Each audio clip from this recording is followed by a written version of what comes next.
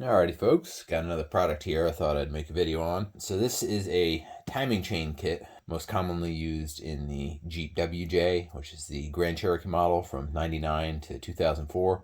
But also the same 4.7s was put in the Dodge pickup trucks and the later Grand Cherokee Jeep models and different Chrysler products like the Durangos, the Dakotas, the Ram 1500s. The 4.7-liter engine is known to have an issue with their timing chains where the tensioner fails.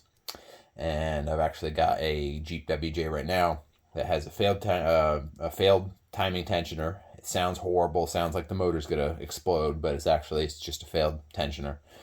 So I've got this kit here.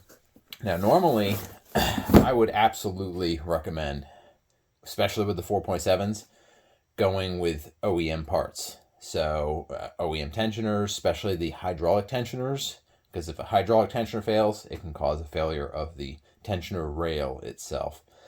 But I wanted to get this kit because it had some interesting things that I liked. One is typically a full timing kit from various manufacturers only come with the tensioner guides, the tensioner rails, and the chains. This kit comes with everything, the sprockets, the trigger wheel, all that stuff. So this kit is from A Premium, link in the description. It is made in China, but not necessarily everything made in China is garbage. Most of the time, yeah, but not necessarily everything. Let me show you what I like about this kit.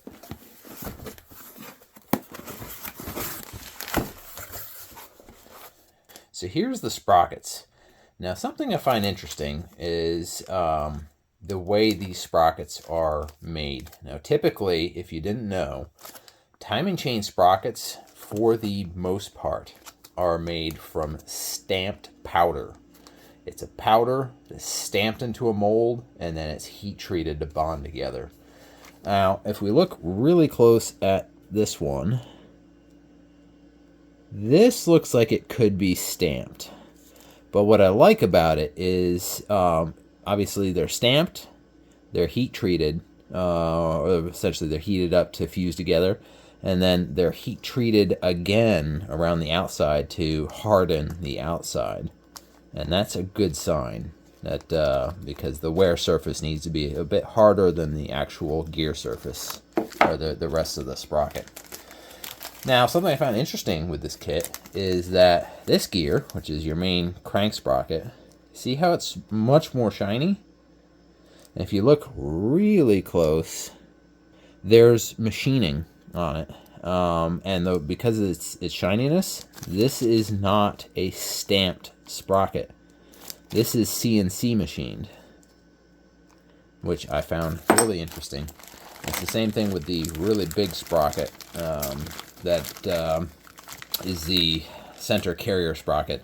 Pretty much takes the chain from the crankshaft up to the center, and then the two bigger or longer timing chains that run up to the heads go off of the back gears here. It has its own brass bearing, and the bearing in this is nice. It has these little pockets, oil pockets in it, and that just maintains more oil volume in the bearing.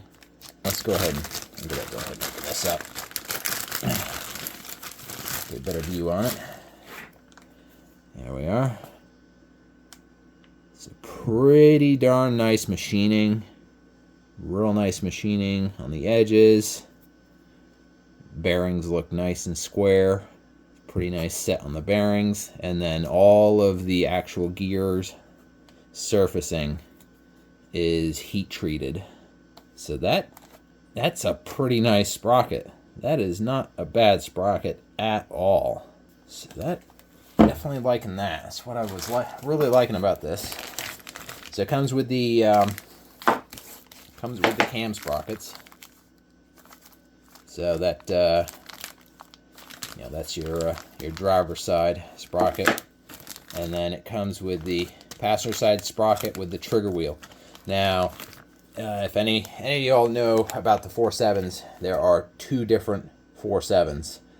there's kind of like 3 different 4.7s, but really 2 when it comes to the camshafts and the sprockets.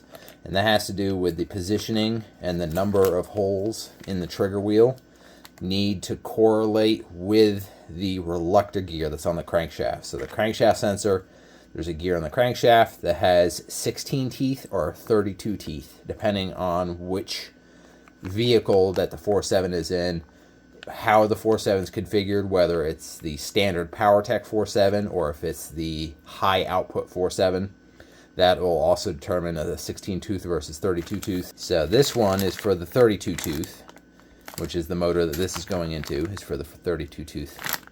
And it's there's just going to be a different wheel. There's a different number of these. And if you accidentally mix the two together, so if you put the wrong trigger wheel on your camshaft, and then you have the non-correlating reluctor wheel on the engine will not run worth a crap. It'll just be completely useless. You have to make sure that these are the same.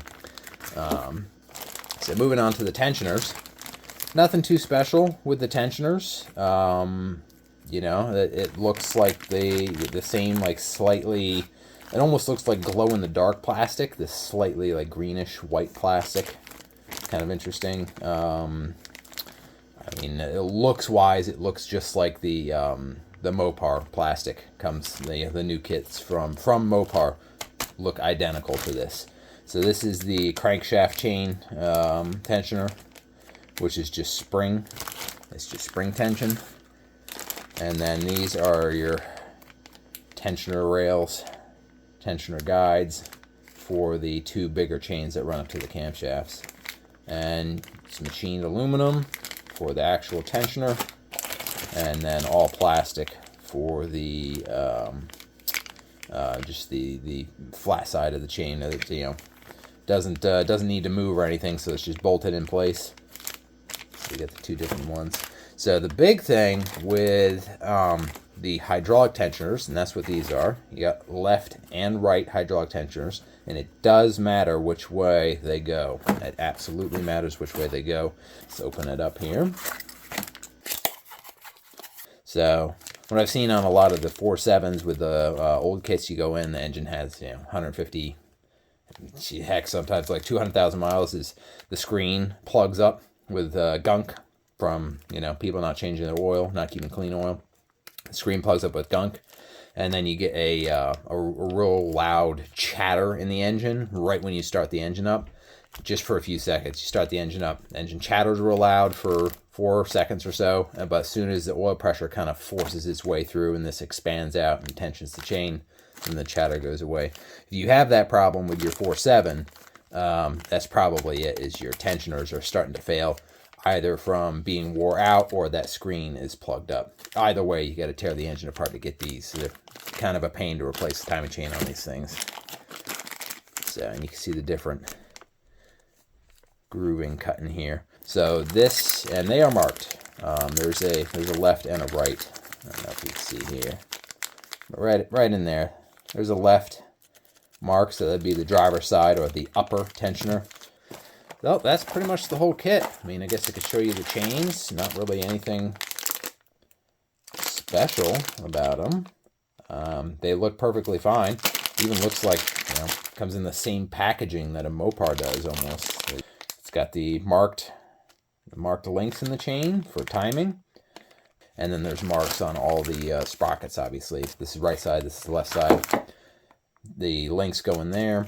And then it's the same on the big sprocket too. So the big sprocket has a mark for the crankshaft chain, and then these slots here actually indicate where the camshaft chains go. But there is a mark on the back side of this. It's just kind of hard to see as it's up in here. So that's all correct on this. I'm liking how this kit looks.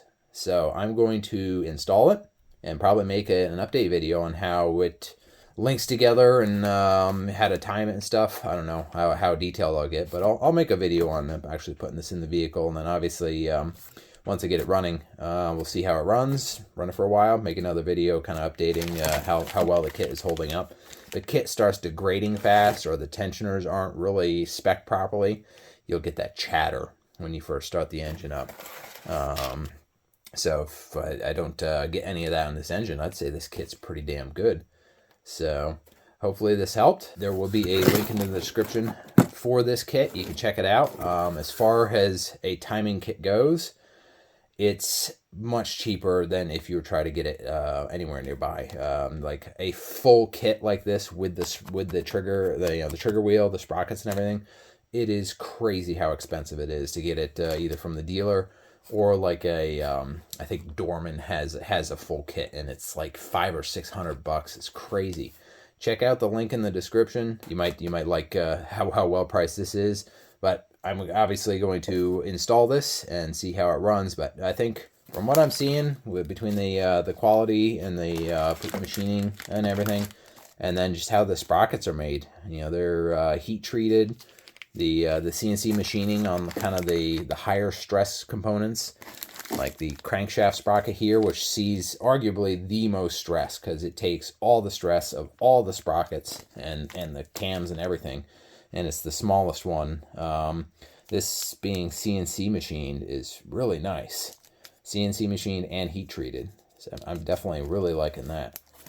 So hopefully you found this helpful. Check out the link and subscribe. Follow for more videos like this, and we'll see you next time.